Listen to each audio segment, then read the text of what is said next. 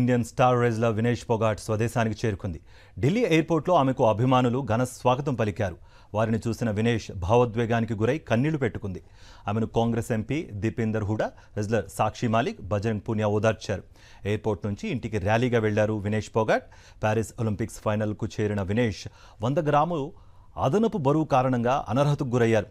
Court of arbitration for స్పోర్ట్స్లో appeal చేసిన సానుకూలంగా ఫలితం రాలేదు. ఆమె విజ్ఞప్తిని కాస్త కొట్టివేసింది. తాజాగా భారత్కు వచ్చిన వినేష్ ఫోగాట్కు గ్రాండ్ వెల్కమ్ లభించింది.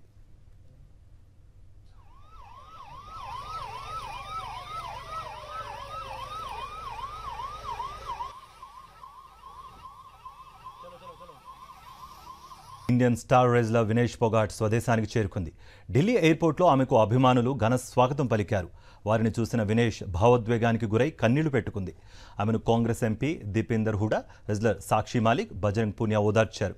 ఎయిర్పోర్ట్ నుంచి ఇంటికి ర్యాలీగా వెళ్లారు వినేష్ ఫోగాట్. ప్యారిస్ ఒలింపిక్స్ ఫైనల్కు చేరిన వినేష్ 100 గ్రాములు అదనపు బరువు కారణంగా అనర్హతకు గురయ్యారు.